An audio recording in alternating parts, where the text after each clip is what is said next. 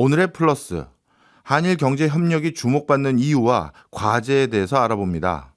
박성빈 아주대 일본정책연구센터장 모셨습니다. 어서 오세요. 네, 안녕하세요. 네. 예, 교수님. 최근 모 그룹 회장님도 이런 비슷한 취지의 말씀도 하시면서 점점 더 이슈가 되고 있는 것 같은 느낌도 있는데요. 한일 간의 경제 공동체를 만들어야 한다. 이런 말들이 나오고 있는데 이런 논의의 배경이 뭘까요? 네, 우선 방금 말씀해 주셨는데요. 한일 경제 공동체 관련 논의로서는 SK그룹 최태원 회장이 말한 이야기가 유명한 것 같습니다. 예. 최태원 회장이 여러 가지 말을 했는데요. 이런 말을 했습니다. 일본과 단순한 경제 협력을 하자는 정도가 아니다.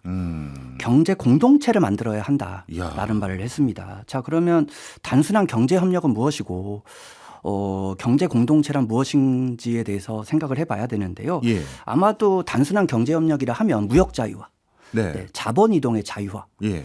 이런 정도를 의미한다고 저는 생각을 하고요. 예. 만약에 경제 공동체라고 한다면 유럽의 생겐 조약이라는 게 있죠. 예. 네, 한일 간에 사람의 이동을 자유화하는 것까지를 포함하는 경제 공동체를 만드는 것을 상정하고 있지 않느냐라고 생각해 볼 수 있을 것 같습니다. 예. 최근에 한일 양국 간의 입국 간소화 조치가 도입이 됐는데요. 네. 저는 이것이 자유로운 사람의 이동을 위한 첫걸음이지 않았느냐라고 평가하고 있습니다. 네. 자, 그러면 이러한 논의의 배경에 대해서 조금 더 말씀드려 보도록 할 텐데요. 우선은 저는 제일 중요한 게 한일 양국이 직면한 경제사회 문제가 비슷하다. 과제가 비슷한 상황이 놓여 있다 이런 얘기네요. 그렇죠. 한일 양국이 비슷한 과제를 가지고 있는데 네. 한일 각각이 이런 문제를 해결하기보다는 서로 협력하는 편이 좋겠다라는 것이고요. 예. 사실 저는 이런 인식은 최태원 회장의 말에서 우리가 알 수 있듯이 기업 차원에서 많이 확대되고 있는 것 같고요. 그리고 사실 한일 간에는 사실 시민들 간의 감정이 과거 좋지 않았는데요. 예. 지금 사실 시민들의 양국에 대한 인식을 조사해 보면 긍정적인 인식이 굉장히 많이 확대되고 있습니다. 그리고 사실 올해가 한일 국교 정상화 60주년의 해이고요. 예. 이를 위해서 사실 새로운 한일 관계에 대한 논의가 이루어지고 있습니다. 아마 네. 이러한 가운데 새로운 한일 관계를 구축하기 위해서 어떻게 해야 되냐라는 것에 대해서 사회적으로 많은 관심을 가지고 있지 않느냐라고 보고 있습니다. 네. 앞서 말씀 주신 것처럼 일본과 한국이 직면한 경제, 사회 문제가 비슷하다라는 말씀에 많은 분들이 아마 공감하실 겁니다.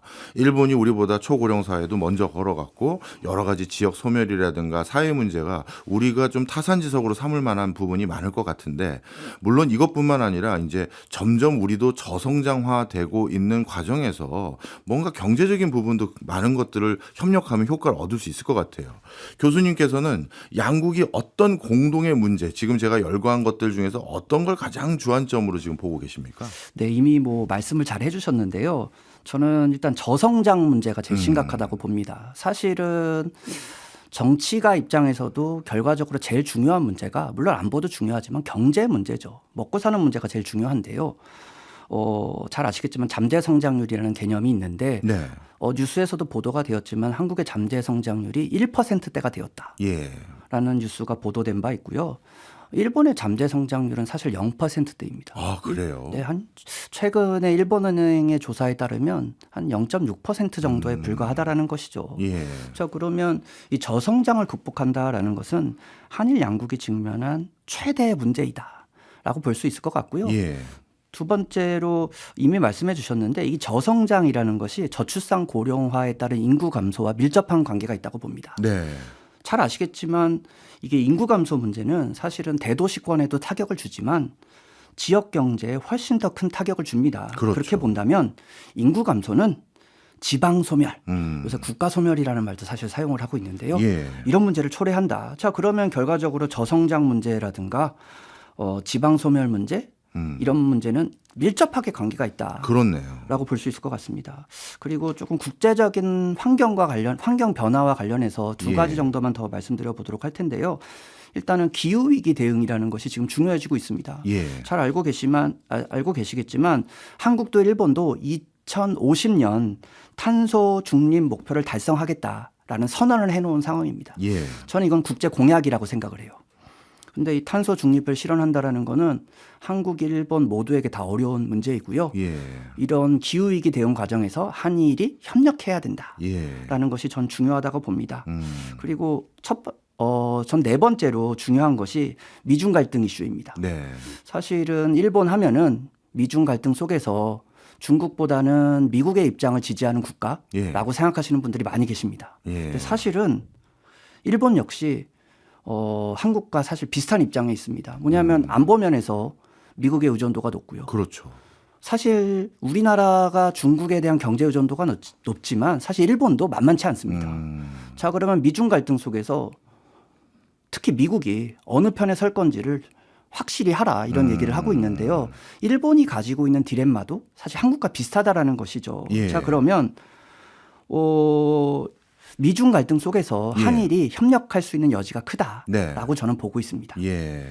말씀을 쭉 듣고 보니까요. 아, 그렇네. 우리는 우리 관점에서만 세상을 바라봤지만 일본도 우리랑 유사하겠네라는 생각이 막 듭니다. 이 동북아 정세 속에서 우리도 사실 친구가 없는 유일한 나라다라고 생각을 했는데 일본 입장에서도 진짜 친구가 없어서 미국과 중국의 패권 속에서 어떤 선택을 해야 될지 고민을 해야 되는 것도 비슷한 것 같고요. 유럽 같은 경우는 진짜 기후 위기에 공동으로 대응하는 목소리를 내면서 오히려 그 과정에서 경제라든가 산업 구조에 유리한 것도 가져가는데 일본도 이 부분에 대해서 숙제만 떠안았지 누구 하나 상의하고 논의할 사람도 없고 진짜 그렇네요. 근데 아마 우리 청취자분들 중에선 이거는 어떤 관계가 있는지 궁금해하실 것 같은데 지역 소멸하고요. 인구 감소 이것도 양국 간의 해결을 같이 하거나 공동의 협력을 할 수 있는 부분이 있나요? 네, 말씀해 주신 것처럼 지역 소멸이라든가요. 이런 문제를 한국과 일본이 각각 노력을 하고 있습니다. 네. 자, 그러면 사실 한국과 일본이 각각 노력하는 것도 중요합니다. 그렇지만 한 가지 우리가 생각해 볼 수 있는 것 중에 하나가 베스트 프랙티스. 일본이 성공한 사례 내지는 실패 사례를 통해서 우리가 배울 수 있다. 그렇네요. 라는 게 있고요.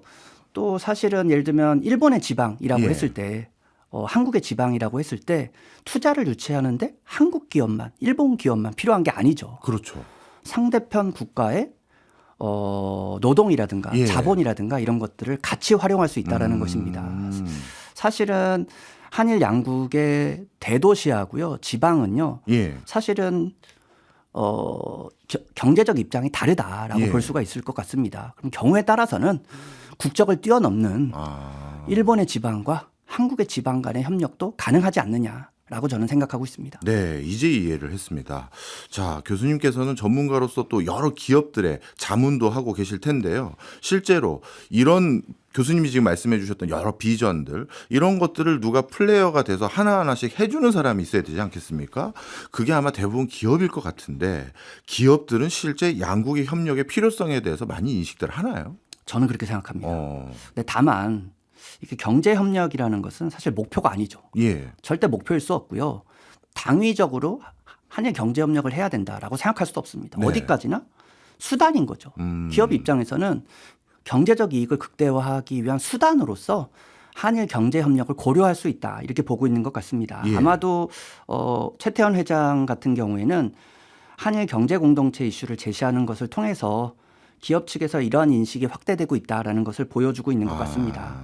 조금 더 말씀드려보면 사실은 한일 경제 협력에 대한 필요성에 대해서는 기업별로 산업별로 선호도 필요성을 다르게 인식하고 있다라고 보고 있는 것 같습니다. 대기업에서 보면 SK그룹 말고요. 제가 생각했을 때는 현대기아차 같은 경우에는 최근에 한일 경제 협력에 상당히 많은 관심을 가지고 있고요. 저는 상대적으로 이것도 좀 평가의 문제이긴 하지만 삼성이라든가 LG 같은 경우에는 좀 상대적으로 한일 경제 협력에 대한 관심은 조금은 낮지 않느냐 이렇게 저는 보고 있습니다. 그룹별로 다를 수밖에 없는 것이죠. 근데 또 최근에 재미있는 현상이 한국이 일본의 휘발유 같은 석유화학 제품 수출을 많이 하고 있어요. 사실 어떤 부분에서 한일 간의 교류를 할지 모른다는 것이고요. 또 화장품 하면은 한국인들도 보통 프랑스 화장품 생각 많이 하잖아요. 일본 사람도 비슷했는데요. 사실 일본이 제일 많이 수입하고 있는 화장품은 프랑스산이 아닙니다. 그럼요. 한국산입니다. 아, 그래요? 네, 2022년경부터 프랑스를 추월하여 예. 일본 입장에서 한국이 최대 화장품 수입국이 되었다라는 점이죠. 예. 자, 그렇게 보면은 사실은 기업 입장에서는 한일 협력에 필요한 분야가 많이 확대되고 있다. 저는 사실 한일 협력의 유망 분야가 뭐냐라는 질문을 종종 받는데요. 예. 고정돼 있지 않다. 적극적으로 발굴해야 된다. 네. 라고 생각을 하고 있습니다. 그리고 제가 기업에 계신 분하고 얘기를 했을 때요. 일본과의 경제 협력에 대해서 어떤 분이 이런 질문 해 주시더라고요. 소비 시장 말고 생산 기지로서 일본이 가치가 있느냐라는 네. 질문을 해 주신 분이 계셨는데요. 예. 아마도 우리가 경제 협력하면은 단순히 수출 시장으로만 생각하는 경우가 많은데 네. 사실은 생산 기지로서 네. 일본을 활용할 가치가 있지 않느냐라는 부분들에 대해서도 기업에서 고민하시는 분들이 증가하고 있는 것이 아니냐라고 저는 생각을 하고 있습니다. 네. 일본은 우리가 소부장이라는 말을 많이 쓰죠. 예. 소재 부품 장비에 대해서 강점을 많이 가지고 있고요. 네. 그런 부분에서 봤을 때 한일 협력의 이익은 크다라고 네. 저는 생각을 합니다. 네. 저도 뭐 교수님 말씀에 진짜 100% 공감합니다. 우리나라 산업 구조가 어쩔 수 없이 아직까지는 일본과 협력이 필요한 부분이 상당히 많이 있고, 그리고 그런 과정에서 공동에 대응을 해야 하면 뭔가 플러스 알파가 될 수 있는 요소들도 더 많은 것 같긴 한데, 그럼에도 불구하고 일부 분들은 아유, 교수님들 엉뚱한 소리 하시네요. 불과 몇 해 전에 수출 규제 리스트 가지고 우리 보복하고 말이죠. 우리 못 살게 굴었던 나라가 일본인데 이게 되기나 하겠습니까? 또 협력이라는 게 신뢰관계가 또 필요하잖아요. 그런 것들이 있을까요? 이렇게 얘기하시는 분들도 계실 것 같은데 여기에 대해서는 교수님 뭐라고 답변하시겠어요? 네, 역시 상호 신뢰가 중요하죠. 네. 저는 근데 일단 방금 수출 규제, 일본의 수출 규제에 대해서 말씀해 주셨는데요. 예. 사실 일본의 수출 규제가 한국에게도 이익이 안 됐지만 예. 일본에게도 많은 타격을 줬습니다. 자, 그러면 제가 생각했을 때는 적어도 일본의 지식인이나 기업인들은 일본의 수출 규제는 잘못됐다라고 저는 평가하고 있다고 봅니다. 예. 자, 그렇게 생각해 보면 일본 스스로도 수출 규제에 대해서는 좀 교훈을 얻지 않았느냐라고 네. 생각을 하고요. 전 두 번째로 중요한 포인트가 일본이 수출 규제를 했을 때하고 지금은 상황이 좀 바뀌었다. 그러니까 한일 경제 협력의 필요성이 높아졌다라는 거예요. 예. 그럼 이게 가장 중요한 게 그 당시에도 사실 미중 갈등이 있었죠. 예. 근데 지금 미중 갈등이 한 단계 높아졌습니다. 그리고 한국과 일본의 저성장의 문제가 더욱더 심각해지고 있고요. 또 말씀해 주셨지만 EU가 주도해서 탈탄소라는 예. 국제적 흐름이 만들어지고 있어요. 예. 그렇게 생각해 보면 그 어느 때보다 한일 협력의 중요성이 높아지고 있다라는 점을 말씀드릴 수 있을 것 같습니다. 여기서 한 가지만 더 말씀드리면 네. 그 일본의 한국에 대한 수출 규제는 이 경제안보에서 이코노미 컬션 경제 위압이라는 말을 예. 많이 사용을 하는데요. 한국이 일본에 대해서 소부장에 대해서 의존하고 있다.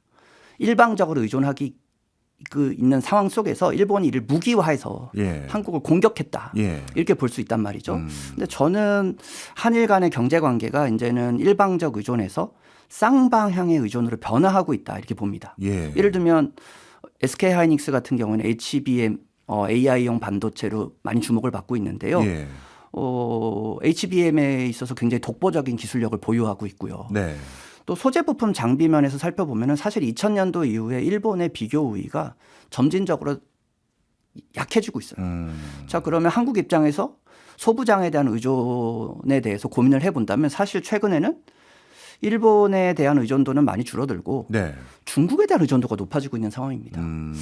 그렇게 생각해 보면 일본이 다시 한국을 대상으로 소부장에 대한 의존 관계를 이용해서 이코노믹 컬션을 해올 가능성은 전 높지 않다고 봐요. 예. 쌍방향의 예. 의존 관계가 있고 조금 이런 말씀 드리긴 조금 조심스럽지만 중국에 대한 의존도가 높아지고 있는 거에 대해서 우리가 조금 심각하게 바라봐야 되지 않느냐. 이런 상황은 사실은 한국도 일본이 비슷하다는 거죠. 아, 그렇군요. 네. 그 사이에 우리나라와 일본이 처한 경제적인 상황이 많이 변화되고 있는 것 같습니다. 자, 그런데요. 교수님 말씀을 조금 달리 해석하면요. 우리가 이런 접근도 나쁘지 않을 것 같은데요. 예를 들어서 모르겠습니다. 저만 하더라도 학창 시절에 일제 강점기의 여러 피해 사항들을 열심히 배웠던 사람이고, 그리고 뭐 축구만 하더라도요. 한일전에서 지는 건 마치 16강 못 올라가는 것과 같은 느낌으로 저는 받아들이는 세대라서 그런지 아니 일본하고 협력을 하기보다는 지금 교수님 말씀을 쭉 듣고 보니까 일본이 옛날 일본이 아니라 점점 위세가 약화되고 있다면 이참에 우리 기업들이 일본 들어가서 일본 뭘 해야 되는 거 아니냐. 그냥 우리 수출 기지화하면 되는 거 아니냐. 이런 생각도 솔직히 듭니다. 그냥 놔두면 가라앉아가고 있을 것 같은데 굳이 협력을 해서 우리가 그걸 다시 끄집어줘야 되나? 이런 생각도 솔직히 드는데 어떻게 생각하세요? 아, 네. 그런 질문을 할 수 있을 것 같습니다. 근데 너무 감성적이라서 죄송합니다. 아닙니다. 이게 충분히 할 수 있는 질문이고요. 일본을 수출 기지화 한다면 사실 예. 그거는 일본에게도 이익이 있죠. 저는 이렇게 생각을 해요. 이게 그 교수님이 더 잘 아시겠지만 우리가 경제 관계라는 것은 경쟁 관계냐 협력 관계냐 이렇게 이분법적으로 볼 게 아니라 사실은 경쟁이라는 거는 대립과는 다른 거잖아요. 네네. 그러면 우리가 한일이 이 경쟁 관계에 있지만 물론 부분적으로 대립하는 부분도 있을 수 있지만 서로 간의 교류를 통해서 협력 관계가 만들어질 수 있을 것이라고 생각을 합니다. 방금 한일전 얘기도 해주셨는데요. 요새 뭐 종편이나 이런 데서 음악 프로그램 이런 것들에 대해서 한일 간에 그 공동으로 기획돼서 방송이 되고 있는 사례들이 많이 있고요. 사실 얼마 전에 올해가 한일 국교 정상화 60주년의 해이고 그런 행사 속에서 보면은요. 양국에서 활약하고 있는 가수들이 공연을 한다든가 이런 것들이 있었습니다. 예전에는 생각해 볼 수 없었던 것 같아요. 그렇게 생각해 보면 우리가 감성적인 거 중요합니다. 왜냐하면 이게 경제적으로 한일 협력이 경제적 이익이 있다고 해도 국민들이 이걸 납득하지 못하면 사실 협력하기가 어려워요. 그렇지만 지금 젊은 세대는 적어도 한국도 일본도 상호 간에 대한 호감도가 굉장히 높고요. 문화교류 이런 것들도 굉장히 활발하게 이루어지고 있기 때문에 제가 생각했을 때는 우리 입장에서는 우리 단독으로 문제를 해결하는 것보다는 일본과의 협력을 통해서 이익이 있다. 일본 역시도 국제사회에는 일본이 협력해야 될 여러 국가들이 있지만 그 어느 때보다 일본 입장에서도 한국과의 경제협력이 중요해졌다라고 저는 봅니다. 이해했습니다. 이런 과정에서 사실 미중 간의 패권 갈등이 더욱더 고조되면서 미국도 중국도 군비 경쟁을 진짜 치열하게 하는 것 같아요. 우리 양쪽에 놓여져 있는 큰 국가들 또 우리는 또 위하고도 또 대치 관계에 있고요. 그런 과정에서 이런 고립무원의 상황이 우리뿐만 아니라 일본도 마찬가지일 것 같은데 그러면 이런 경제와 안보 이런 여러 부분에서 우리와 일본이 공동의 목표를 공유할 수 있는 분야 어디서부터 우리가 첫 단추를 깨면 좋을까요? 방금 공동의 목표를 공유할 수 있는 분야가 무엇이냐라는 이야기 해주셨습니다. 사실 이게 경제안보라는 이야기가 최근에 많이 사용이 되는데요. 그 개념이 무엇인지를 사실은 굉장히 다양한 뜻으로 사용이 되고 있어요. 뭐 경제안보에 대한 개념에 대해서 많이 말씀드리기보다는 우선 경제안보라는 게 경제와 안보의 연계성을 강조하는 개념이고요. 방금 수출 규제 얘기를 해줬는데 이게 경제 안보라는 것은 사실 국가 간의 갈등이 있을 때 안보적 수단에 호소하는 것이 아니라 경제적 수단을 통해서 국가 간의 갈등이라든가 이런 것들을 해결하는 것이 경제안보다라고 볼 수 있을 것 같습니다. 자, 그러면 이게 경제안보 얘기했을 때 많이 빠지지 않고 나오는 이야기가 최근에 미중 갈등입니다. 중국에 대한 의존 문제도 말씀을 드렸고요. 중국의 민족주의 문제도 있고 트럼프 대통령의 관세 정책에 대한 이야기도 있는 것 같습니다. 사실은 이런 경제안보 관련 분야는 한일 간에 굉장히 중요한 경제협력의 분야가 되었다라고 말씀드릴 수 있을 것 같아요. 조금 더 구체적으로 몇 가지 분야만 말씀드려 보도록 하겠는데요. 일단은 반도체, 코로나 팬데믹 국면에서 많이 화제가 됐고요. 반도체 등 첨단 산업의 공급망 문제 해결을 위해서 한일이 협력할 수 있지 않느냐라고 보고 있습니다. 예를 들면은 코로나 팬데믹 국면에서 공급망 위기 같은 것이 발생을 했는데요. 사실 최근에 이 모니터링의 중요성을 많이 얘기하고 있어요. 근데 공급망이라는 게 글로벌화되어 있기 때문에 한국이나 일본이 단독으로 모니터링하는 것보다는 공동 모니터링 시스템을 구축하는 편이 효과적입니다. 그리고 제가 공급망에 있어서 중국에 대한 의존도가 높다라는 말씀 드렸는데요. 사실 한일 양국이 공통으로 가지고 있는 경제안보 목적이 뭐냐면 공급망을 다변화하는 거예요. 공급망의 다변화라고 말씀드렸는데 조금 단순화해서 말씀드리면 중국에 의존하고 있는 공급망을 탈중국까지는 아니지만 예. 중국에 대한 의존도를 좀 줄이자. 줄이겠다라는 것이 공급망 다변화 정책이라고 봅니다. 자, 예. 그러면 공급망 다변화 정책을 할 때 한국, 일본이 단독으로 하는 것보다는 협력할 수 있죠. 예. 서로를 생산 기주로 이용할 수 있고요. 이런 부분에서 협력할 수 있지 않느냐라고 보고 있습니다. 이것과 관련해서 조금 산업 분야는 아닌데요. 대중 전략. 사실은 기존의 경제안보 전략이라는 것은 한국, 일본 입장에서 보면은 대중 전략이었습니다. 예. 근데 최근에 트럼프 행정부의 관세 정책 때문에 사실 최근에 경제안보 전문가들은 대미 전략에 많이 관심을 가집니다. 예. 근데 사실 한국도 일본도 미국과는 특별한 동맹 관계를 가지고 있기 때문에 그렇죠. 대미 전략을 한일이 공조한다라는 말을 대놓고 말할 수는 없습니다. 근데 저는 전문가이기 때문에 실질적으로 대중 전략뿐만 아니라 대미 전략 차원에서 한일이 공조할 수 있지 않느냐라고 예. 생각을 합니다. 네. 그리고 저는 세 번째 수소 관련 분야에 대해서 상당히 유망하다라고 보고 있는데요. 예. 최근에 수소 경제라는 말이 많이 사용이 되고 있습니다. 예. 예를 들면 수소 등을 비롯한 재생에너지 예. 분야에서 한일이 협력할 수 있지 않느냐. 재생에너지 분야의 협력이라는 것은 기후위기 대응에 일단 도움이 되고요. 저성장 극복에 도움이 됩니다. 네. 일종의 신산업일 수 있다는 거죠. 예. 기업 관계자분들이 종종 이 재생에너지를 강조하면은요. 조금 싫어하시는 분들이 계세요. 전통적인 산업에 종사하시는 분들이. 근데 사실은 수소는 단순히 기후위기 극복을 위해서 필요한 산업이 아니죠. 네. 신산업입니다. 네. 자, 그럼 이런 부분에서 한일 양국이 에너지 부분에서요 비슷한 입장에 있죠. 예. 뭐냐면 한국도 일본도 기존의 에너지 분야에서 보면은요 대외 의존도가 높습니다. 특히 중동에 대한 의존도가 높은 상황이고요. 네. 이렇게 보았을 때 수소 등 재생 에너지 분야에서 한일이 협력할 수 있지 않느냐. 이거는 에너지 안보와 관련해서 굉장히 중요하다라고 저는 보고 있습니다. 알겠습니다. 그러면 이 경제 안보라는 목표 아래 우리가 이런 것들을 양국 간의 현안 문제를 효과적으로 해결하는 협력 체계를 구성하려면 일단 그래도 뭔가 실타래를 풀기 위한 접근 방법들이 필요하지 않겠습니까? 어떻게 하면 좋을까요? 네, 사실은 경제 안보 목적을 달성하기 위해서는 극단적으로 말하면 외국과의 경제 관계를 단절하면 됩니다. 사실은 저는 경제 안보 이슈라는 것이요. 예. 대외 의존에서 발생하는 리스크를 관리하는 것이 경제 안보다라고 생각합니다. 예. 자, 그러면 대외 의존 리스크를 관리하기 위해서는 극단적으로 말하면 폐쇄 경제 구조를 만들면 되는 것이죠. 네. 그렇지만 잘 아시겠지만 폐쇄 경제 구조를 만들면 경제성의 문제가 심각해집니다. 예. 어쩌면 미국이나 중국 같은 나라는요. 대국이죠. 이런 것들이 가능할지도 몰라요. 그렇지만 그렇죠. 현실은 미국, 중국조차 모든 경제 활동을 자국 내에서 완결하는 것은 불가능할 예. 수밖에 없죠. 자, 그러면 미국, 중국보다 경제 규모가 작은 한국, 일본 입장에서 보면은 경제 안보에서 중요한 전략은 자강이고요. 예. 스스로 해결하는 거죠. 예. 스스로 힘을 키우는 자강. 또 하나가 협력이다. 이렇게 예. 볼 수 있을 것 같고요. 제가 지금 자강과 협력이다라고 말씀드렸는데 이것을 조금 더 세분화해서 경제안보 접근 방식으로 3P 전략이라는 말을 많이 사용하고 있습니다. 네. 3는 세 개의 3이고요. 예. P는 알파벳의 P인데요. 원래 이 3P 전략은 EU에서 제안한 거고요. 예.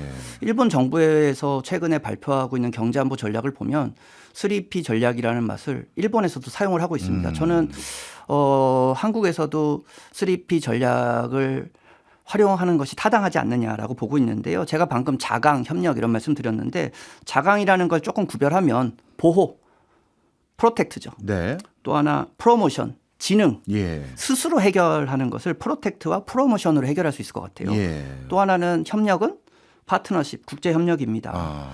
이 보호라는 게 예를 들면은 중요 기술을 보호한다. 예를 들면 외국의 중요 기술이 유출되는 것을 막는다. 이런 게 보호가 되겠고요. 예. 지능이라는 거는 사실 산업정책과 연계해서 경제안보 이슈를 생각하는 것입니다. 예를 들면 반도체 AI가 요새 많이 중요하죠. 예. 이런 중요 전략 기술에 지능하는 것입니다. 예. 자, 그러면 이 산업정책에 대한 논의를 조금 해보면 사실 이 산업정책이라는 게 예전에는 기업의 국적이 중요했습니다. 사실 네. 경제학에서 기업의 국적이 있느냐 이런 논의가 있지 않습니까? 근데 산업정책에서는 어디까지나 자국 산업의 지능을 도모하는 것이 산업정책이었죠. 저는 이게 예전 패러다임이라고 생각을 하고요. 예. 경제안보 시대의 산업정책은 저는 패러다임 변화가 필요하다고 봅니다. 예를 들면은요, 일본 정부는 TSMC 있죠. 예. 일본 내 공장 설치를 할 때 막대한 보조금을 지급한 바 있습니다. 기억합니다. 네, 이건 사실 외국 기업에게 보조금을 준 거다 이렇게 볼 예. 수 있는데요. 이는 반도체의 중요 기술이죠. 네, 국내 생산 기반 강화를 위한 결정이다 이렇게 볼 수 있을 것 같고요. 앞으로는 사실 기업의 국적보다는 국내 생산 기반 강화에 도움이 되는 외국 기업. 오늘은 사실 한일 경제 협력에 대한 이야기를 하고 있기 때문에 네. 반도체라든가 AI라든가 이런 중요 전략 산업에 대해서 일본 기업이 도움을 준다면 우리가 일본 기업에 대해서도 보조금을 줄 수 있지 않느냐 이렇게 저는 생각을 하고 있습니다. 예. 그러면 경제안보에서 저는 중요 개념이 초크 포인트. 이게 초크 포인트가요. 네. 한국말로 병목 지점이라고 번역을 많이 하는데요. 예. 막힌다는 거죠. 병목 지점. 초크 포인트에 해당하는 기술을 사실은 우리가 이미 가지고 있다면 프로텍트하는 게 중요해요. 기술이 유출되지 않도록. 근데 우리가 초크 포인트에 해당하는 기술이 없다면 우리가 진흥하는 게 중요한 거죠. 이 초크 포인트에 해당하는 기술을 조금 예시를 들어보면 알기 쉬운데요. 예를 들면은 네덜란드의 ASML이 만드는 EUV 있죠. 노광 장비. 그리고 사실 이게 수출 규제와 관련된 품목인데요. 일본이 포토레지스트에 대해서 상당히 높은 비교율을 가지고 있고요. 예. 그리고 도쿄 일렉트론과 같은 일본 기업이 반도체 장비에서 상당히 높은 비교율을 가지고 있습니다. 예. 또 한국 같은 경우에는 방금 말씀드린 HBM, AI용 반도체로서 주목을 받고 있는 이런 기술도 저는 초크 포인트에 해당한다라고 보고 있고요. 예. 중국이 사실 상당히 많은 초크 포인트를 가지고 있는데요. 특히나 히토류, 예. 네, 히토류 같은 희소 광물이라든가 또 우리나라 요소수 사태가 있었는데요. 이거는 첨단 산업은 아니지만 우리가 중국에 대해서 일방적으로 의존하고 있는 상황이기 때문에 우리 입장에서는 요소수도 히토류가 될 수 있을 것 같습니다. 그렇네요. 자, 그러면 결과적으로 초크 포인트에 해당하는 기술은 스스로 자강하는 게 좋고요. 예. 근데 아시겠지만 초크 포인트에 해당한다고 모든 기술을 다 확보할 수가 없어요. 네. 자, 그러면 스스로 확보할 수 없는 거에 대해서는 우리가 국제 협력을 할 수밖에 없는 것이죠. 파트너십. 네, 파트너십이 중요할 수밖에 없는 것 같습니다. 자, 그러면 파트너십이 중요한데 사실 잘 아시겠지만 파트너십의 중요성은 세계화 시대에도 똑같이 강조를 했거든요. 네. 저는 세계화 시대의 국제 협력과 경제안보 시대의 국제 협력은 다르다고 보는데요. 예. 세계화 시대 국제 협력이라는 것은 사실 경제성을 중시했죠. 그 결과 많은 다국적 기업이 공장을 다 중국으로 옮겨버렸습니다. 예. 근데 중국의 공장에 옮기고 보니까 경제 안보적 문제가 발생을 한 거죠. 뭐냐면 코로나 팬데믹이 발생했을 때 중국에 집중된 공급망에서 문제가 발생했을 때 전 세계 공장들이 다 멈춰버릴 수 있는 그런 위기가 발생했다라는 것이죠. 자, 그럼 사실 경제 안보 시대에는 경제성도 중요하지만 공급망의 회복력, 레질리언스라는 말을 종종 사용을 하는데요. 공급망 위기가 발생했을 때 이를 극복할 수 있는 역량을 키우는 것이 중요하다. 자, 그러면 공급망 다변화가 필요하다는 거죠. 결과적으로 우리가 너무 중국에 의존하면 안 된다. 그렇지만 여기서 한 가지 오해하면 안 되는 것은 제가 중국과의 디커플링, 탈중국화를 하자라고 얘기하는 건 아닙니다. 일본도 중국과 디커플링 하겠다라는 말을 하고 있지 않아요. 그렇지만 중국에 대한 의존도가 너무 높다라는 거죠. 지금 현재 상황이. 이거를 줄여야 된다라는 것이 한일 양국에게 굉장히 중요하다라고 말씀드릴 수 있을 것 같습니다. 네. 말씀 듣고 보니까 진짜 서로 간에 필요한 부분들을 보완할 수 있는 좋은 기회가 한일 협력이 될 수 있을 것 같긴 합니다. 그런데 원래 이런 협력이 잘 이루어지는 거는 통상적으로 산업적으로 서로 보완 관계에 있거나 전방, 후방 산업으로 맞물려 있을 때가 잘 되는데 우리는 사실 대부분의 품목이 일본과 경쟁 관계에 있다라는 전 생각이 들거든요. 자동차, 철강, 석유화학, 조선, 반도체도 일본이 다시 해보려고 지금 열심히 하고 있고요. 이런 경쟁 산업에도 협력이 가능할까요? 네, 사실 이런 질문들을 많이 받습니다. 한일 경제 관계는 협력 관계가 아니라 경합 관계이다. 경쟁 관계이기 때문에 한일 경제 협력은 필요하지 않다. 이렇게 생각하시는 분들이 많아요.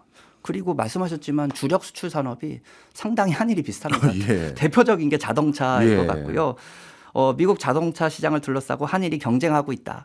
근데 이거는 제가 봤을 때는 경제 협력의 개념이라는 것을 우리가 다시 한번 생각해 볼 필요가 있을 것 같아요. 뭐냐면 과거 한일 경제 협력이라는 것은 한일 간의 기술 격차를 전제로 수직적 분업 구조인 것이죠. 예를 들면 소재 부품 장비를 일본으로부터 수입해서 완성품을 만들어서 미국에 수출하는 우리가 이걸 삼각 무역 구조라고 얘기를 했죠. 근데 잘 아시겠지만 중국이 부상하면서 또 우리나라 스스로도 소재 부품 장비에 대한 비교 우위가 많이 높아지면서 삼각 무역 구조라는 것은 지금 많이 붕괴된 상황인 것이죠. 예. 이렇게 보면은 과거에 있었던 한일 경제 협력 모델은 더 이상 효과적으로 기능하지 않는다, 붕괴했다라고 볼 수 있을 것 같습니다. 제가 생각했을 때는 새로운 한일 경제 협력 모델에 대해서 생각을 해봐야 되는데요. 이거는 양국이 윈윈할 수 있는 수평적 협력이다. 수직적 협력이 아니라 수평적 협력 구조를 만들어야 된다라는 것이고요. 한일은 틀림없이 경쟁 관계에 있지만 부분적으로 협력할 수 있다라는 것이 저는 중요하다고 봅니다. 제가 현대차 같은 경우에는 일본과의 경제 협력에 상당히 많은 관심을 가지고 있다라고 말씀드린 바 있는데요. 좀 의외죠. 왜냐하면 전 세계 자동차 판매량 1위가 토요타입니다. 네. 네, 지금 현대기아차가 3위죠. 예. 그럼 경쟁 관계 있지 않습니까? 그러면 경쟁 관계에 있는 현대차와 토요타가 협력한다? 라는 것은 조금 이해하기 어려울 수 있을 것 같아요. 근데 제가 생각했을 때는 토요타와 현대차의 협력에서 굉장히 중요한 게 수소 연료 전지차입니다. 이게 수소 연료 전지차를요, 영어로 FCEV라고 말합니다. 예. EV 계열이기 때문에 일종의 전기차라고 볼 수 있고요. 예. 수소를 이용한 모터를 기동으로 하는 자동차다라고 말씀드릴 수 있는데요. 사실 혹시 자동차 구입할 때 FCEV 살까? 이렇게 고민하시는 분 사실 많지 않습니다. 내연기관차 아니면 하이브리드, 전기차죠. 맞아요. 그러면 토요타 입장에서도요. 사실은 수소 연료 전지차에서 세계 판매량 1위가 현대차입니다. 2위가 토요타입니다. 그러면 1위라 그래봐야 사실 현대차 입장에서 별 의미가 없습니다. 왜냐하면 판매량 자체가 별로 없고요. 경제성이 없다라는 것이죠. 자, 그러면 FCEV라는 것이 소비자한테 선택이 되기 위해서는 사실은 전기차 이외에 FCEV라는 것이 있다라는 것을 소비자가 인식할 수 있어야 돼요. 다시 말하면 FCEV 소비 시장은 아직 형성되지 않은 상황입니다. 그렇게 본다면 사실은 현대차 입장에서도 토요타 입장에서도 FCEV는 현대차, 토요타의 미래라고 볼 수 있습니다. 자, 그러면 미래를 만들어가기 위해서는 서로 협력할 수밖에 없는 거예요. 뭐냐면 사실 FCEV에서요, 한국이 1위라든가 토요타가 2위라든가 이런 거 별로 중요하지 않고요. 사실은 중국의 위상이 굉장히 높아지고 있습니다. 이 상태로 가면 FCEV에 또 중국이 다 가져갈 수 있습니다. 이야, 그런 상황이군요. 네, 그러면 물론 저는 수소 부분에서도 한중 협력 중요하다고 봅니다. 그렇지만 이게 중국도 미국도 너무 대국이니까요. FCEV 분야에 대해서 생각을 해보면 한일 협력이 굉장히 중요하지 않느냐라고 생각을 하고 있습니다. 물론 FCEV에 국한하지 말고 수소 전기 발전이라든가 수소 경제 전반에 대해서 한일 양국이 협력하면 좋지 않을까라고 저는 생각하고 있습니다. 교수님 말씀을 하나씩 듣다 보니까 점점 더 한일 협력을 했었을 때 우리뿐만 아니라 일본도 얻을 게 많고 서로 시너지를 낼 수 있는 게 많구나라는 생각이 확 드는데요. 사실 일본은 예전에 전 세계 경제를 주름 잡았을 때 그때 세계 최초로 다양한 제품들 출시하고 기술들 출시하지 않았습니까? 근데 아무도 그걸 사용해 주지 않으니 그게 세계 기술 표준이라든가 산업화되지 못했고 그 과정에서 자초됐던 제품이나 기술들이 많은데 이 수소차도 역시 전 세계적으로 이게 뭔가 의미 있는 선택지 중에 하나가 올라가려면 혼자 떠들어대는 게 아니라 한국 같은 유력한 회사가 같이 해준다면 의미가 있겠네요. 그렇죠. 이게 토요타 입장에서도요. FCEV 시장을 혼자 만들 수가 없습니다. 사실은 토요타가 유럽 자동차 회사하고도 FCEV 분야에서 협력을 추진하고 있는데요. 자, 그렇게 보면은 사실 한국, 일본, 사실 자동차 산업을 선도하고 있는 국가는 유럽, 미국이죠. 자, 그러면 미국이 지금 트럼프 행정부 하에서 사실은 탈탄소를 많이 중시하고 있지 않는 상황이다 보니까 미국이 사실 FCEV 관련 기술을 많이 가지고 있는 편인데요. 아마도 FCEV 시장에 있어서 굉장히 중요한 나라는 한국, 일본, 유럽이 될 수 있지 않느냐. 물론 중국도 중요한데요. 이 상태로 가면 중국이 다 가져갈 수 있기 때문에 사실은 FCEV 관련 첨단 기술은 일본이 사실 세계에서 제일 많이 가지고 있어요. 근데 판매량은 FCEV 판매량 한국이 더 많죠. 사실 일본이 제일 못하는 게 원천 기술은 있는데 이를 상용화해 판매하지 못하는. 네, 수익을 내는 걸 일본이 잘 못합니다. 예. 그나마 다행입니다. 우리는 뭐든 잘 팔거든요. 저는 한일 협력의 굉장히 큰 이점이라는 것이 한국 상용화 정말 잘하거든요. 그렇죠. 조금 더 말씀드려보면 사실 이게 원천 기술이라는 말이요. 예. 일본 말로 번역하기가 좀 어렵습니다. 저는 영어를 잘 못하지만 영어로도 원천 기술이 무엇인지 완전히 번역하기가 어렵다 하더라고요. 저는 한국 사람들이 이 원천 기술에 대한 강박관념이 있다고 생각하는데요. 저는 강박관념 버려도 되지 않느냐라고 생각을 하고요. 일본이 가지고 있는 특허권 돈 주고 사오면 됩니다. 네. 사실은 제가 알기로는 특허권 중에서 경제적으로 활용되고 있는 특허가 뭐 10%에서 30% 정도밖에 안 된다라는 이야기를 들은 적이 있어요. 예. 일본 특허 많은데요. 네. 대표적인 게 수소죠. 네. 이거를 상용화하지 못하고 있는 상황이에요. 자, 그러면 우리도 예를 들면 일본에 수출 규제가 있으니까 이런 모든 초크 포인트에 해당하는 기술을 다 우리가 스스로 해결하겠다? 가능하다면 예. 시도하면 좋겠는데 네. 돈이 너무 많이 들고요. 네. 경제성이 없습니다. 자, 그러면 분야에 따라서는 우리가 일본과 협력도 할 수 있고 물론 초크 포인트에 해당하는 기술 예를 들면 수소 같으면 연료 전지 네. 기술이 되겠는데요. 토요타하고 현대차가 거의 비슷한 수준의 기술 수준을 가지고 있는 것 같아요. 예. 이런 부분에 있어서 한국이 초크 포인트에 해당하는 기술을 어느 정도 가지고 있기 때문에 너무 걱정할 필요 없지 않느냐. 일본과 협력 구조 속에서 저는 그렇게 생각하고 있습니다. 네. 지금까지 이제 수소 산업 등 신재생 에너지 또는 신산업 분야의 협력이 어느 정도 우리 양국 간에 효과성이 있을지 그리고 기대할 수 있는 부분이 있는지 설명을 해주셨는데 이거 말고도 혹시 우리가 글로벌 시장에서 시너지를 낼 수 있는 새로운 산업 분야가 더 있을까요? 네, 뭐 몇 가지 이미 말씀드린 걸 다시 한번 정리해 보면은요. 예. 뭐 이미 반도체 네. 여러 번 말씀드렸고요. 배터리죠. 네, 2차 전지. 보통 우리가 1차 전지, 2차 전지, 3차 전지라는 말 사용하고 있는데요. 배터리 관련 기술 부분에 있어서 예를 들면은 토요타하고 현대차가 전고체 배터리 관련 기술 개발을 다 열심히 하고 있어요. 물론 네. 경쟁 관계에도 있지만 협력할 수 있을 것 같고요. 방금 예. 기술 표준 얘기도 해주셨는데 기술 표준을 획득하기 위해서는 아군을 많이 모아야 되거든요. 자, 그러면 이런 첨단 기술 부분에서 협력할 수 있고요. 이미 말씀드린 수소, 신산업, 재생에너지 분야가 있고요. 지금까지 말씀 안 드린 분야로 말씀드리면 이게 저출산 고령화, 특히 고령화가 되면서 중요한 산업 분야가 의료죠. 그렇겠죠. 바이오. 예. 이미 한일 간에는 의료 바이오 분야의 협력 사례가 존재를 하는데요. 일본이 어떻게 보면은 일본 스스로가 자기를 일본은 그 사회 문제를 많이 가지고 있고 예. 이런 사회 문제를 해결하는 선진국으로서 일본이 문제 해결, 사회 문제를 해결하는 선진국이 되겠다 이런 말을 하고 있단 말이죠. 예.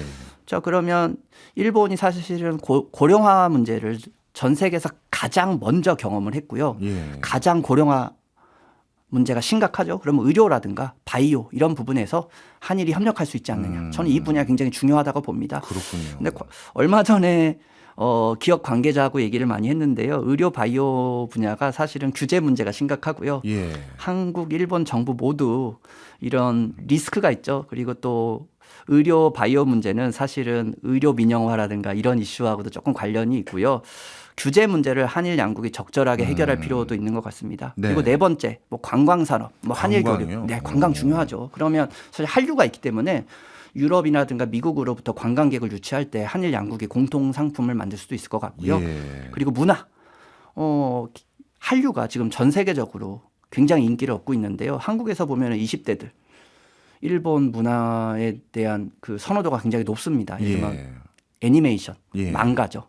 네, 이런 것들에 대한 선호도가 높은 상황이고요. 사실 최근에 넷플릭스나 이런 데 등장하고 있는 애니메이션 콘텐츠를 보면은요. 한일 공동으로 제작한 콘텐츠들이 상당히 많이 있습니다. 그렇군요. 근데 그렇게 보면은 관광 문화 산업도 유망하지 않느냐라고 예. 저는 생각을 하고 있습니다. 네. 말씀을 쭉 듣고 보니까 어떤 중후장대 산업뿐만 아니라 네네. 어떻게 보면 서비스 영역까지도 양쪽 국가들이 같이 할 수 있는 게 많아 보이는데 혹시나요. 지금 양쪽 모두 저성장 구조, 시장 사이즈가 준다, 인구가 준다 이 문제 때문에 다들 골머리를 앓고 있는데 두 국가가 힘을 합쳐서 새로운 시장에 진출하는 거 이런 건 안 될까요? 네, 좋은 지적인 것 같습니다. 네. 사실은 한일 경제 협력에서 굉장히 중요한 것은요. 제가 한일 양국의 잠재 성장률이 너무 낮다. 네. 일반적으로 잠재 성장률이 높은 나라가 개도국이죠. 예. 개도국의 성장력을 이용하는 것이 중요하다라고 말씀드릴 수 있을 것 같습니다. 한일 양국이 협력할 수 있는 분야로서 제3국 시장에 진출할 때 네. 한국과 일본이 각각 진출해서 제3국에서 경쟁하지 말고 협력하는 모델을 생각해 볼 수 있을 것 같습니다. 예. 자, 그럼 이게 가능하냐? 불가능하지 않느냐라고 생각하시는 분 계실 것 같은데요. 사실 2006년부터 2021년까지 16년간의 제3국 한일 인프라 수주 건수를 살펴보면 예. 121건에 달합니다. 이야, 어마어마- 공동으로 수주한 게요? 네. 이미 이런 사례가 있어요. 사실은 그렇군요. 일반적으로 많이 알려져 있지 않은데요. 예. 그런 사례가 굉장히 많고요. 조금 직감적으로 이해해 보려면 예. 혹시 몽골에 가보신 경험이 있는지 예, 모르겠습니다. 전 종종 갑니다. 몽골 국제공항을 건설한 게 한국과 일본이 공동으로 수주한 사업입니다. 아, 원래 징기스칸 공항 말고 새로운 공항이요? 네네네. 이건 원래 몽공 정부가 발주를 했고요. 예. 일본의 미쓰비시 종합상사가 수주를 했고요. 예. 그 비용은 일본 정부가 ODA 자금을 투입을 했습니다. 근데 실제 몽골 공항을 건설한 기업은 누구냐면은 예. 한국 기업입니다. 공개되어 있는 자료니까 예. 삼성물산이에요. 삼성물산이요. 예. 그렇죠. 그러면 몽골 국제공항을 건설하는 데 있어서 한일이 협력하고 있는 것이죠. 물론 해외 예를 들면 공항이라든가요, 철도라든가요, 화력발전소 이런 인프라라고 얘기를 많이 하는데요. 이런 인프라를 수출할 때 한국 단독으로도 수주할 수 있고요, 일본 단독으로도 수주할 수 있어요. 네. 근데 한일 양국이 협력을 하면은요, 이점이 많습니다. 왜냐하면 인프라 건설은 굉장히 비용이 많이 들고요. 네. 사실은 해외 인프라 건설이라는 게 굉장히 리스크가 크다고 하더라고요. 예. 실질적으로 수주를 해도 수익을 내기 어려운 경우가 많다고 합니다. 그럼요. 자, 그거를 코디네이트를 누가 잘하냐 하면은 일본의 종합상사가 굉장히 잘한다고 합니다. 아마 일본의 종합상사는 그런 노하우가 있고요. 예. 또 일본의 종합상사가 나서면 일본 정부도 ODA라든가 정책금융 지원을 좀 잘해주는 것 같더라고요. 네. 그건 어느 정도 일본의 종합상사 그런 노하우를 가지고 있고요. 예. 굉장히 그 중요한 그런 능력을 가지고 있다라고 볼 수 있을 것 같습니다. 일본의 종합상사는 공항, 철도, 발전소 등 해외 인프라 건설에서 중심적 역할을 하고 있고요. 일본의 종합상사 하면은 최근에 버크셔 해서웨이의 CEO인 워렌 버핏이 장기 예. 투자를 하고 있다. 라고 알려져 있는 기업입니다. 예. 워렌 버핏이 사랑한 기업이다라고 볼 수 있는데요. 방금 제가 일본 기업이 과거에 비해서 국제 경쟁력이 많이 떨어졌다라는 말씀 드렸는데요. 일본의 종합상사는 굉장히 독보적인 지위를 가지고 있지 않느냐라고 생각을 하고 있습니다. 그러면 한국에도요, 일본의 종합상사와 비슷한 기업들이 실제로 존재는 하는데요. 예. 기능 자체가 많이 다릅니다. 버크셔 해서웨이의 워렌 버핏이 이런 말을 했다 하더라고요. 일본의 종합상사는 버크셔 해서웨이와 비슷한 비즈니스 모델을 가지고 있다, 이렇게 얘기를 그럴 했다 수도 있네요. 네, 그렇게 얘기하더라고요. 자, 그러면 제가 몽골 국제공항 말씀을 드렸는데, 저는 수소 경제를 구축하는 과정 속에서 이 제3국 인프라 수출 모델을요, 수소 분야에 적용할 수 있지 않느냐라고 예. 생각하고 있습니다. 사실은 한일 양국의 개도국에 건설하고 있는 발전소를 보면은요, 화력 발전이라든가 이런 게 많았어요. 예. 근데 이제는 ODA나 이런 것들을 할 때도요, 재생에너지 관련 발전소 건설 이런 것들에 대해서 주목을 많이 하고 있거든요. 예. 그렇게 생각을 해보면 한일 양국이 협력해서, 예를 들면 협력하는 방식은 일본의 종합상사, 한국의 시공사, 예. 또 하나 한일 양국의 정부 자금이라고 저는 생각을 하는데요. 예. 리스크를 분산할 수 있어요. 예. 예. 그런 방식으로 해외 수소 플랜트를 건설해서 공동으로요, 한일 양국이 공동으로 운송해서, 특히 저는 한국이 일본보다 조선 부분에서 앞서고 있다고 생각을 하는데요. 네. 공동 운송해서 수소를 한일 양국에서 활용하는 이런 수소 글로벌 공급망을 구축해야 된다라고 생각을 하고 있습니다. 네. 마지막으로요. 우리가 이제 한일 경제 공동체, 협력체, 어떤 이름이든 간에 이런 것들을 머릿속에 그려보면 이유 같은 거 하자는 것인가? 이렇게들 많은 분들이 생각하실 겁니다. 그럼 자연스럽게 떠오르는 게, 그러면 한국과 일본이 같은 통화를 쓰는 건가? 이런 생각을 하면서 자연스럽게 걱정이 되고 또 고민이 되는 게, 일본의 엔화는 기축 통화 중에 하나인데 이 양국 간의 이 통화 협력이라든가 금융 협력 이런 것들이 가능할지 이런 것들에 대한 의구심도 있을 텐데 여기에 대해서는 어떻게 얘기하세요? 저는 한일 협력의 분야로서 금융 협력이 상당히 유망하다고 생각을 하고요. 그래요. 과거 실적도 있습니다. 예를 들면 몇 가지 분야가 있는데요. 사실 일본에 메가뱅크가 있죠. 예. 근데 사실 한국에는 일본만큼 큰 규모를 가지고 있는 메가뱅크가 없습니다. 방금 제가 해외 인프라 수주에 대해서 말씀을 드렸는데요. 해외 굵직한 사업을 하려면 국제적인 네트워크를 가지고 있는 메가뱅크가 필요해요. 예. 그러면 한국 어떻게 보면 재벌 기업 입장에서 보면은요. 메가뱅크와의 협력 관계는 굉장히 중요할 수밖에 없습니다. 일본의 3대 메가뱅크라고 불리는 것이 있는데요. 특히 미즈호 네. 같은 경우에는 한국과의 협력에 상당히 적극적이라고 합니다. 그렇게 보면 한국의 시공사, 대기업과 일본의 메가뱅크와의 협력 이런 것이 유망할 수 있을 것 같고요. 또 예. 일본의 자본시장을 이용해서 엔화를 통한 자금 조달 예. 이것도 생각해 볼 수 있을 것 같습니다. 그리고 사실 한일 금융협력에서 빠지지 않고 나오는 것이 한일 간에 체결된 통화 스와프예요. 예. 단절이 됐다가 다시 복원이 됐는데요. 이 통화 스와프라는 게 저는 달러 마이너스 통장이라고 생각하거든요. 예. 자, 그럼 한국 입장에서 보면은 한국의 지금 외화 유동성 문제가 저는 전혀 없다고 봐요. 예. 필요 없다고 생각할 수도 있을 것 같은데 그냥 마이너스 통장인 거죠. 네. 우리가 여유가 있는 사람들도 마이너스 통장 만들어 두지 않습니까? 그런 네. 식으로 사실 한일 통화 스와프라는 것은 한국에게 이점이 사실 큽니다. 왜냐하면 기축 통화는 사실은 엔화도 기축 통화로서의 지위를 가지고 있지만 궁극적으로는 달러잖아요. 예. 한일 통화 수합에는 사실은 달러를 인출할 수 있는 그런 조항이 들어가 있는 것이죠. 자, 그러면 일본 입장에서는 달러는 자국 통화도 아닌데 한일 통화 수합을 통해서 우리가 일본으로부터 달러를 인출할 수 있는 예. 그런 협력 관계를 구축하고 있다라는 것이죠. 예. 이런 걸 생각을 해보면 사실은 금융 면에서 일본에 대한 의존 관계를 가지는 것이 방금 말씀드린 뭐랄까 일본에 의한 이코노믹 컬션을 초래할 수도 있다 이런 지적들도 일부 존재를 하는데요. 예. 저는 이건 불가능하다고 봅니다. 제가 이런 질문을 사실 일본 관계자한테 한 적도 있는데요. 말이 되냐? 신뢰관계 속에서 하는 금융 거래를 뭔가 정치적으로 이걸 이용한다라는 것은 불가능하다. 그리고 그거는 일본의 메가뱅크에게 너무 타격이 크고요. 일본에게 네. 타격이 너무 큽니다. 네. 그럼 결과적으로 우리 입장에서 보면은 금융협력에서 굉장히 중요한 나라 역시 미국일 수밖에 없고 예. 또 뭐 영국과 같은 국가일 수밖에 없지만 금융면에서 협력이라고 봤을 때 일본과의 협력 굉장히 중요하다라고 볼 수 있을 것 같습니다. 또 하나 생각해 볼 수 있는 게 최근에 일본의 장기 국채 금리가 많이 좀 올라가고 있다라는 뉴스가 보도된 바 있습니다. 사실 한일 간에 재정이라든가 금융이라든가 이런 정보 수집을 같이 하고요. 예. 양국 간에 이런 금융이라든가 재정상의 문제가 발생하지 않도록 정보 교환도 하고 예. 서로 필요한 도움을 주는 것이 양국의 국익에 부합하지 않느냐라고 저는 생각을 합니다. 네.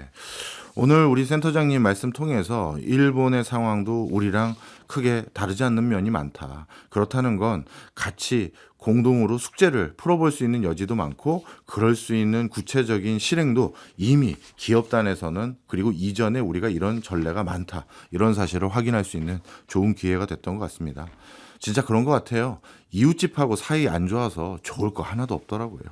지금까지 박성빈 아주대 일본 정책연구센터장이었습니다. 고맙습니다. 네, 감사합니다.